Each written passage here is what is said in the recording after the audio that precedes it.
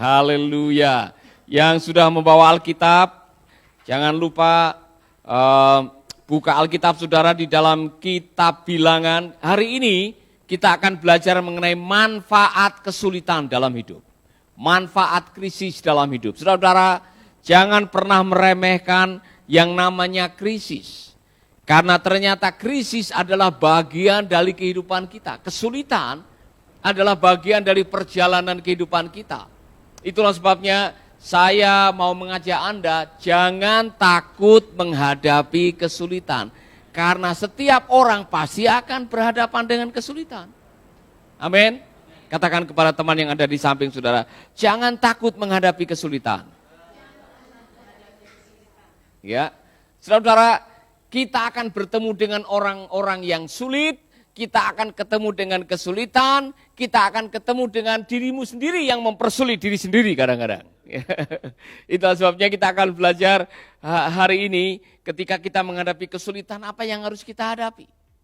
Harus bereaksi atau meresponi seperti apa, karena respon kita terhadap kesulitan menentukan bagaimana kita menyelesaikan kesulitan itu. Dan saya belajar sesuatu di dalam hidup ini, ternyata krisis itu atau kesulitan tidak selalu buruk. Suatu saat saudara akan melihat krisis dengan senyum dan mengatakan, wow, saya bersyukur kepada Tuhan, saya diizinkan menghadapi kesulitan. Wow, saya bersyukur kepada Tuhan, saya diizinkan menghadapi tantangan, persoalan, pergumulan. Karena melalui persoalan, tantangan, pergumulan yang saya hadapi, pada akhirnya saya berjumpa dengan Tuhan. Ada yang begitu. Ya, tadi kesaksian dari orang yang datang ke Soki mengingatkan kepada kita. Pada waktu kita menghadapi kesulitan, kita datang kepada Tuhan. Kemudian di sanalah kita menyaksikan bagaimana Tuhan menjamah kita. Haleluya. Nah, hari ini saudara-saudara, kita akan belajar dari kehidupan umat Israel yang baru keluar dari Mesir menuju ke tanah perjanjian. Dan ternyata di tengah perjalanan mereka harus menghadapi kesulitan demi kesulitan demi kesulitan. Kalau saudara mengikuti perjalanan mereka, hidup mereka selalu saja ada kesulitan. Sama seperti hidup saudara, ya kan? Siapa yang mengatakan, Pak Paulus, saya bersyukur sama Tuhan. Sejak saya lahir sampai sekarang belum pernah saya menghadapi kesulitan. Angkat tangan kalau ada. Yang belum pernah menghadapi kesulitan ada? Kita semua menghadapi kesulitan. Saya masih punya kesulitan. Saudara jangan pikir karena saya banyak senyum kemudian tidak punya kesulitan. Justru karena banyak kesulitan saya bisa tersenyum. Karena di sanalah saya melihat banyak keajaiban dalam kesulitan. Amin. Saya diberkati sekali oleh hamba Tuhan. Saya sebutkan namanya Pak Wayan Budiarte. Jadi kami hari Jumat? Ya. Hari Jumat kami mengunjungi tempat pelayanan beliau di Temukus, Desa Temukus, Banjar Batu Haji, Lovina ya. Dan waktu saya sampai di depan rumahnya agak masih jauh, mereka sudah ada di depan rumah, ya kan. Mereka menyambut dengan luar biasa. Saya tahu ini hamba Tuhan hidup dalam keterbatasan, tapi punya semangat. Waktu dia menceritakan kesaksian pelayanannya, wah saudara-saudara berapi-api, luar biasa.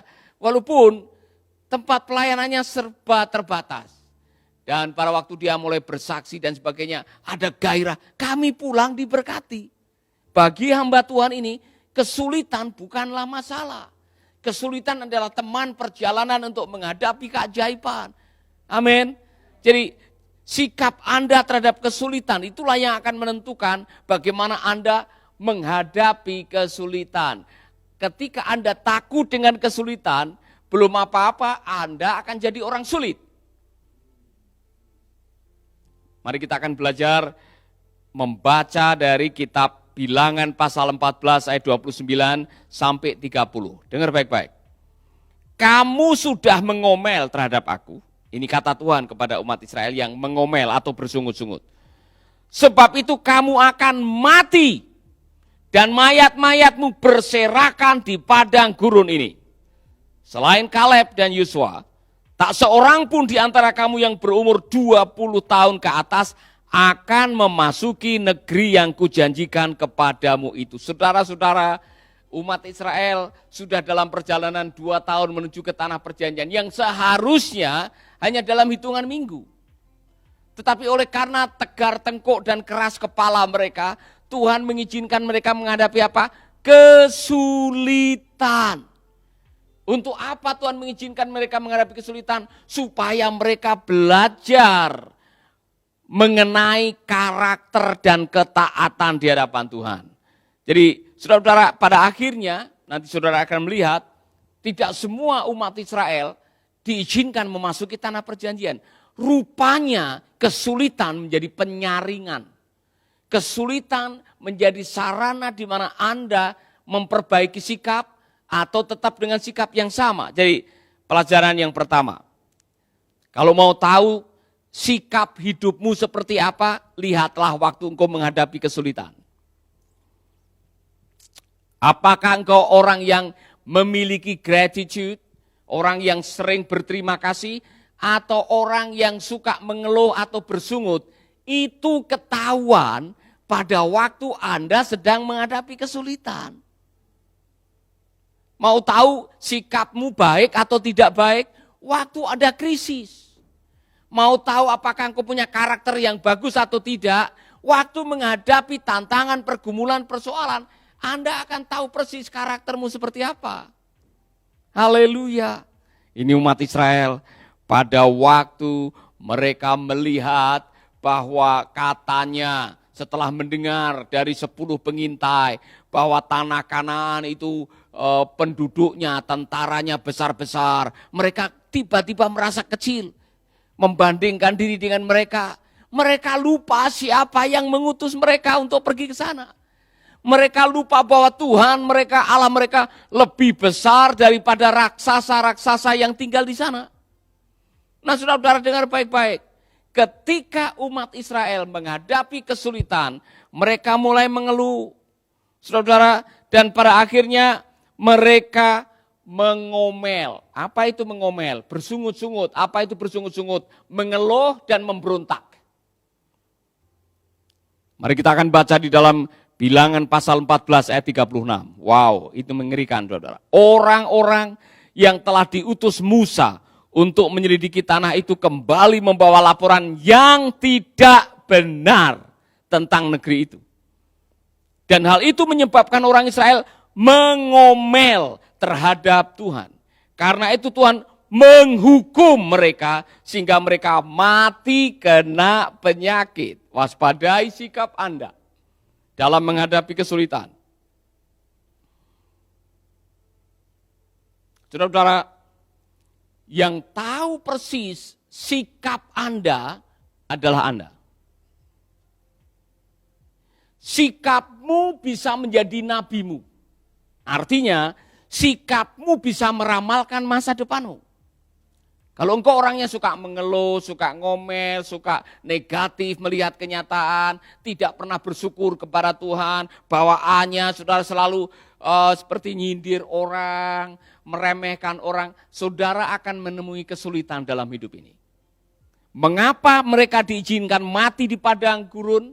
Karena mereka punya sikap yang tidak baik. Saya mau mengatakan ini firman cukup keras karena Tuhan mengatakan, karena itu Tuhan menghukum mereka sehingga mereka mati kena penyakit. Kenapa?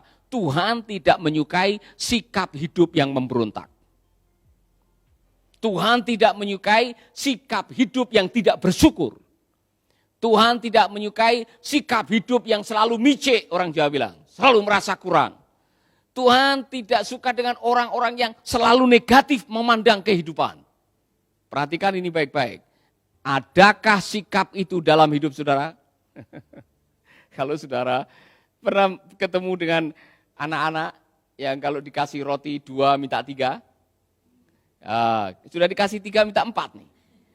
Padahal ini yang 4 ada di tangan begini, masih minta lagi, minta lagi, minta lagi. Itu apa namanya? Serakah. Itu sikap. Saudara pernah ketemu dengan orang yang kerjaannya bangun lagi, tidur lagi, bangun lagi, tidur lagi. Besok miskin. Alkitab mengatakan orang yang kerjaannya malas. Orang malas akan jatuh miskin. Malas itu sikap.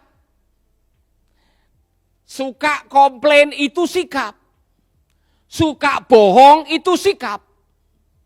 Suka negatif itu sikap. Dan kalau itu tidak dibereskan, itu akan menghancurkan masa depan. Bisa-bisa rencana Tuhan gagal bukan karena setan, tetapi karena sikap hidupmu sendiri. Jadi saya mau mengatakan kepada Anda, karena dulu pernah ada seorang ibu yang membawa anaknya konseling minta didoakan. Dan ibu mengatakan, Pak Paulus, doakan anak saya. Dia itu punya roh malas. Saya pengen supaya dia berhasil, supaya dia mau membantu orang, supaya dia belajar untuk bekerja keras. Tolong doakan supaya roh malasnya itu meninggalkan dia. Saudara-saudara, saya langsung mengatakan, Bu, malas itu bukan masalah roh. Malas itu masalah sikap. Nah ini kalau Anda datang dan mengatakan, Pak ada roh bohong di dalam diri saya. Tolong doakan. Itu walaupun yang mendoakan ada 100 pendeta yang hebat tidak akan keluar. Karena bohong itu menyangkut cara berpikir. Bohong itu menyangkut stronghold. Bohong itu menyangkut sikap Anda. Mau pakai urapan minyak dari Mesir juga tidak akan pernah keluar itu rohnya. Jadi saudara-saudara, waspadai malas, suka bohong, suka nilep, ya kan, suka nguntit, itu sikap. Dan kalau saudara tidak segera berubah, yang paling dirugikan adalah diri Anda sendiri. Bertobatlah, katakan amin. Haleluya. Katakan kepada temanmu, sikapmu adalah nabimu. Yang kedua, sikapmu adalah sahabatmu atau dia menjadi musuhmu. Ya, sikap yang baik itu akan menjadi teman hidup saudara. Orang rajin, wah, dia akan ditemani dengan kerajinannya. Alkitab mengatakan, saya belum pernah lihat orang rajin kelaparan. Rajin itu masalah sikap. Ada orang yang kerja keras, orang yang optimis, itu akan menemani Anda. Nanti kita akan lihat siapa-siapa orang yang optimis, pada akhirnya mereka bisa memasuki tanah perjanjian. Siapakah mereka? Yosua dengan Kaleb. Yosua dengan Kaleb adalah generasi, hanya 2 dari generasi itu yang diizinkan memasuki tanah perjanjian. Semua orang tua yang keluar dari Mesir, semua orang-orang generasi yang keluar dari Mesir tidak boleh memasuki tanah perjanjian. Saudara-saudara, saya mau mengatakan ini serius. Sikapmu adalah nabimu. Saya mau mengatakan ini. Jangan sampai waktu engkau jatuh miskin oleh karena malas kemudian engkau menyalahkan Tuhan. Jangan sampai engkau ditinggalkan teman dan rumah tanggamu berantakan karena engkau selalu negatif dengan keadaan. Kemudian engkau menyalahkan setan. Tidak ada hubungannya dengan setan. Katakan amin. Haleluya. Pelajaran yang kedua. Krisis memunculkan pemimpin yang sebenarnya. Saudara mau tahu siapa yang layak untuk dijadikan pemimpin? Adalah orang-orang yang berani berdiri menghadapi kesulitan. Mereka berkata kepada seluruh rakyat itu. Wah, ini yang 10 orang tidak berani ngomong. Yang 10 pengintai. Setiap pengintai adalah pemimpin suku. Jadi mereka adalah pemimpin. Tapi 10 pemimpin itu tidak mengatakan yang sebenarnya karena takut. Dan pemimpin-pemimpin itu mereka diutus untuk mengintai. Bukan karena perintah Tuhan. Tapi keputusan mereka. Nah saudara-saudara, ketika mereka tidak lagi berani untuk mengucapkan, dengarkan baik-baik. Mereka berkata kepada seluruh rakyat itu, negeri yang kami selidiki itu luar biasa baiknya. Kalau Tuhan berkenan kepada kita, kita akan membawa kita ke sana. Ia akan membawa kita ke sana dan memberikan tanah yang kaya dan subur itu kepada kita. Sementara 10 pengintai dan 10 suku pada menangis. Kalau saudara membaca pasal 14 ayat 1-2, semalam-malaman mereka meraung-raung, menangis ketakutan dan mau kembali ke Mesir. Sementara orang-orang sedang mengomel, ada 2 orang yang berdiri dan memberikan kata-kata yang positif. Kata-kata yang memberikan pengharapan. Kata-kata yang meneduhkan hati. Kata-kata yang menyuarakan kebenaran. Itulah pemimpin. Mau lihat pemimpin yang sejati seperti apa? Mau lihat apakah dirimu ada nilai kepemimpinan? Waktu menghadapi kesulitan. Adakah saudara berani berdiri dan mengatakan, bersama Tuhan saya akan menghadapi kesulitan ini? Atau saudara duduk dan meratap dan mengatakan, oh ya nasib, ya nasib. Kenapa Tuhan membawa saya dalam situasi seperti ini? Kalau saya tahu, saya datang ke Bali ini akan hidup sengsara. Lebih baik dulu saya tidak datang ke Bali. Saudara mulai menyesali nasib. Lebih baik saya pulang ke kampung halaman, ke Mesir. Di sana ada daging, ada susu, ada roti. Di padang gurun ini kami kelaparan. Kami hanya makan manat dan burung puyuh. Dan setiap hari kami menghadapi kesulitan. Kami akan mati di padang gurun. Itu orang negatif. Saudara-saudara, mau tahu apakah Anda punya jiwa seorang pemimpin atau tidak waktu dalam krisis? 3 ini. 1, Anda berpikir positif dalam situasi negatif. Seorang pemimpin adalah seorang yang bisa berpikir positif di tengah-tengah situasi yang negatif. Tolong cek baik-baik. Waktu Anda diizinkan menghadapi kesulitan, waktu suami kena PHK, waktu usaha sedang bangkrut, waktu anak-anakmu sakit, waktu situasi tidak mendukung, beranikah Anda berdiri dan mengatakan, segala sesuatu ada waktunya. Tuhan akan menolong kita. Katakan kepada teman-teman atau mungkin kalau saudara memimpin jemaat atau kalau saudara adalah seorang kepala desa, beranikah saudara mengatakan segala sesuatu yang kita alami ini sifatnya hanya sementara, saudara-saudara. Jangan takut menghadapi musibah, jangan takut menghadapi bencana. Tuhan punya rencana, itu pemimpin. Tapi kalau engkau adalah pecundang, saudara akan berdiri dan mengatakan inilah nasib kita. Kita memang ditakdirkan untuk hidup susah di sini. Maka lebih baik mari kita bunuh diri bersama-sama. Nah, kalau itu yang terjadi, Anda bukan seorang pemimpin. Anda seorang pecundang. Anda mau tahu apakah Anda punya jiwa kepemimpinan?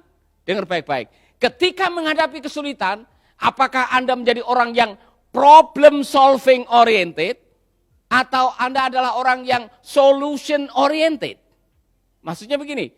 Waktu Anda diperhadapkan dengan kesulitan, apakah Anda orang yang ngomongin persoalan ke mana-mana hanya dengan ngomongin persoalan, aduh kamu tahu enggak saya punya persoalan ini, aduh ini kita sudah dikutuk oleh Tuhan ini, aduh bagaimana ini bakalan kita semua akan mati, itu persoalan. Atau saudara akan berdiri mengatakan, dengar Tuhan sudah memberikan itu tempat kepada kita, Dia akan menyertai kita. Negeri yang kami selidiki itu luar biasa baiknya. Amin. Kalau Tuhan berkenan kepada kita, Ia akan membawa kita ke sana dan memberikan tanah yang kaya dan subur itu kepada kita. Haleluya. Walaupun dia mau dilempari batu oleh banyak orang. Tetapi Kaleb dengan Yosua, dia benar-benar pada akhirnya yang menuntun generasi yang baru memenangkan peperangan, menduduki tanah perjanjian. Cek baik-baik saudara-saudara sikapmu. Sikap pecundang atau sikap seorang pemenang. Bisa dilihat Anda adalah orang problem oriented atau solution oriented. Jadi begini, kalau saya mengutus saudara dan mengatakan tolong lakukan ini, kita akan memulai pelayanan ini di desa ini, belum apa-apa sudah mengatakan, wah nanti kalau saya menghadapi tantangan bagaimana Pak? Nanti kalau saya ditolak di sana bagaimana? Nah nanti kalau saya dikeroyok oleh orang bagaimana? Belum apa-apa, belum melangkah, baru dikasih tugas. Saudara sudah memikir nanti kalau ini bagaimana? Saudara bukanlah seorang pemimpin, cek baik-baik. Ya kan? Amin. Haleluya. Yang jomblo-jomblo, Ya, belajar ngetes. Kalau suatu saat ada seorang yang mengajak Anda untuk pacaran kemudian menikah, kemudian menghadapi masalah waktu di pacaran, Anda harus mulai berpikir positif, Bapak semua ini diizinkan oleh Tuhan.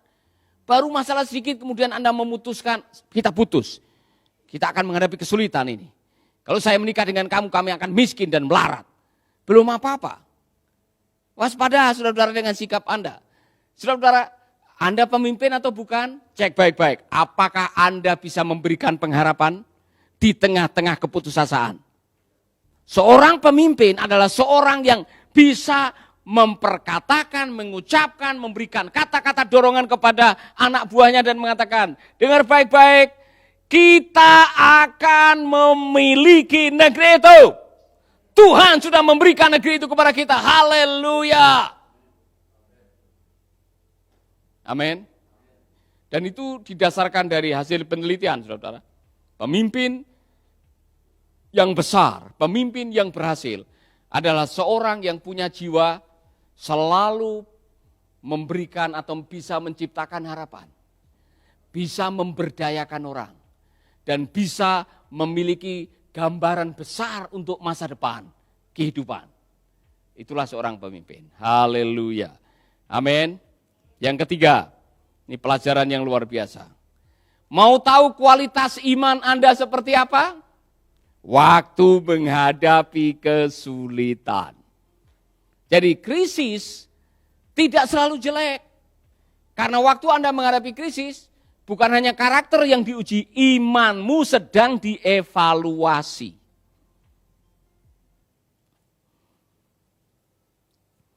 Mau tahu kualitas imanmu yang sesungguhnya kayak apa? Waktu menghadapi kesulitan. Saudara-saudara, begini.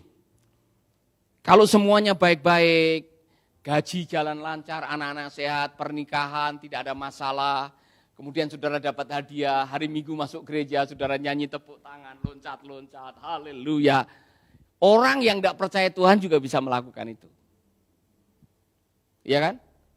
Tapi pada waktu Anda baru dikhianati, kemudian kena PHK, kemudian Anda kena COVID, masihkah saudara bisa menyanyikan sebuah lagu, semua baik, semua baik. Masih bisa nyanyi lagu itu? Atau saudara menyanyikan lagu pilihan saudara, oh ya nasib, ya nasib. Disitulah saudara akan mengetahui, saya ini orang beriman atau bukan. Iya kan? Mau tahu kualitas iman Anda saat menghadapi kesulitan. Saat punya masalah, saat sedang menghadapi bencana, saat kehilangan, Anda bisa tahu kualitas iman saudara. Saya jadi ingat kembali Opa Ayub. Saudara pernah mendengar ceritanya Opa Ayub dalam kitab Ayub? Saudara bertemu dengan seorang yang takut akan Tuhan, menjauhi kejahatan, orang yang saleh, jujur. Saudara tahu namanya Ayub, dalam bahasa Ibraninya Hiob. Sebetulnya namanya sudah kurang bagus, karena namanya itu artinya yang teraniaya.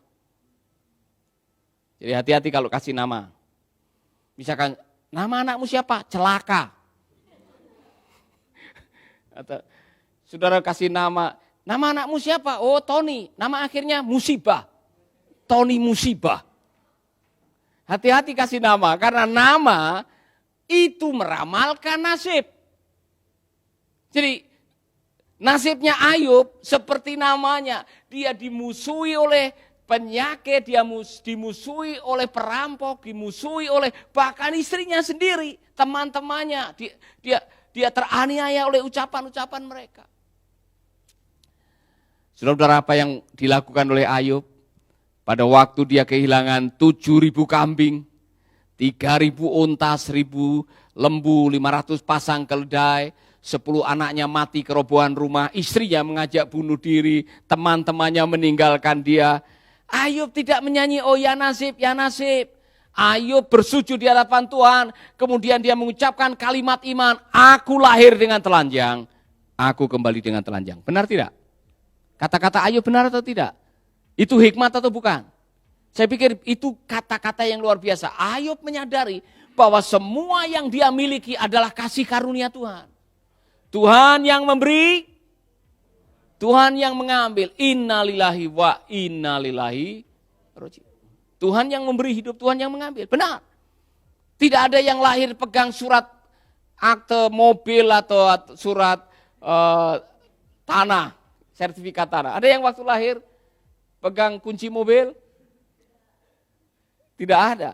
Kita lahir dengan telanjang. Ada yang waktu mati dia memeluk sertifikat? Tidak ada. Kita lahir dengan telanjang, kembali dengan telanjang. Kita lahir ke dalam dunia tidak membawa apa-apa, kita kembali tidak membawa apa-apa. Itu kata firman Tuhan, ya kan? Makanya dia bisa mengatakan, terpujilah nama Tuhan.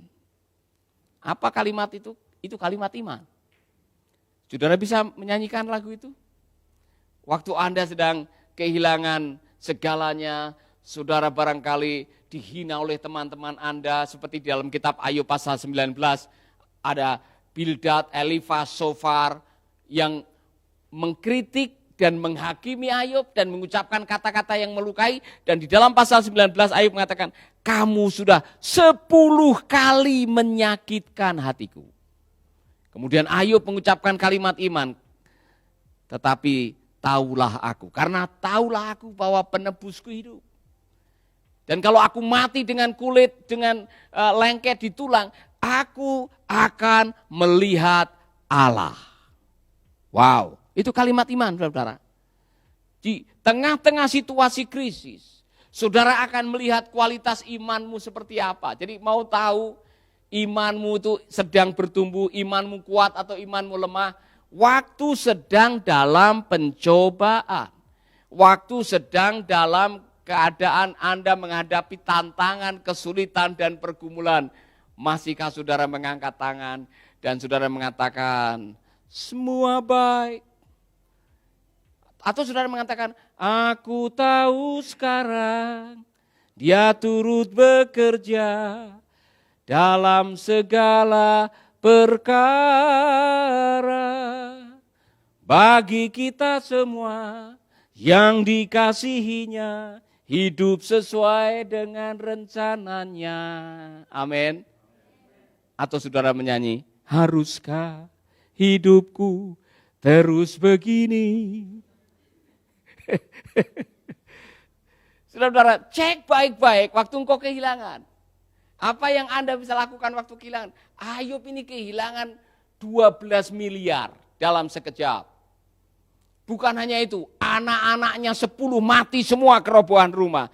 Tapi dia masih bisa menyanyi, dia masih bisa memuji karena dia tahu kualitas imannya. Dengar baik-baik, ini pelajaran dari Ayub buat kita. Dalam keadaan Anda kehilangan semuanya, jangan pernah kehilangan iman. Mengapa? Imanmu bisa mengembalikan hartamu.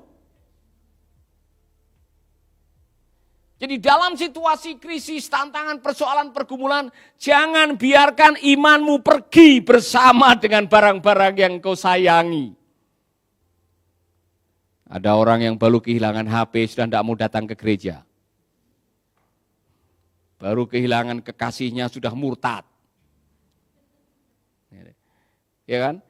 Saudara baru kehilangan uang di dompet 10.000, wajah sudah ngomel, tidak bisa memuji Tuhan, bawaannya suntuk, muka jadi kayak pepaya. Baru kehilangan uang 10.000. Belajarlah dari Bapak Ayub ini, saudara-saudara, orang yang saleh, takut akan Tuhan, menjauhi kejahatan. Waktu dia menghadapi kesulitan, dia tahu kualitas imannya. Makanya Ayub dapat julukan the hero of faith. Dia adalah pahlawan iman. Karena imannya seperti itu. Wow. Saudara mau tahu kualitas iman seseorang, dari omongannya bisa ketahuan. Kembali saya diberkati oleh Pak Wayan Budiarta. Dari cara ngomongnya, semangat waktu bicara, tatapan matanya waktu ngomong, saya bisa menangkap orang ini orang beriman. Saudara pernah ketemu dengan orang, bagaimana kabarmu? Belum apa-apa, sudah melihatkan, waduh ini nasib saya Pak. Saya tidak tahu nanti bagaimana masa depan anak-anak saya. Rasanya saya ingin mati saja. Belum apa-apa baru tanya. Tapi kalau saudara bertanya kepada, oh tidak apa-apa Pak. Saya tahu Tuhan turut bekerja sama dalam segala perkara ini. Saya tahu Tuhan mengizinkan ini lewat dalam hidup saya. Karena Tuhan sudah menjanjikan satu yang besar. Tanah perjanjian buat saya. Haleluya. Mana saudara pilih, ini yang jomblo-jomblo nih ya. Kalau ketemu dengan dua orang ini. Yang satu mengeluh, wajah pepaya, kurang semangat, selalu negatif. Kemudian yang satu walaupun punya kesulitan, dompet tidak ada isinya. Tapi masih senyum. Dan meyakini bahwa nanti Tuhan akan tolong. Mau pilih yang mana? Yang nomor 2. Jadi kalau mau jadi istrinya Edi, tolong jadilah orang yang positif. Ya kan? Karena dia suka orang yang positif. Ya kan? Makanya Anda kalau mau ketemu atau cari jodoh, cari orang-orang yang positif. Orang yang mengucapkan kata-kata iman. Maka iman, dengar baik-baik, imanmu harus difungsikan dalam segala keadaan.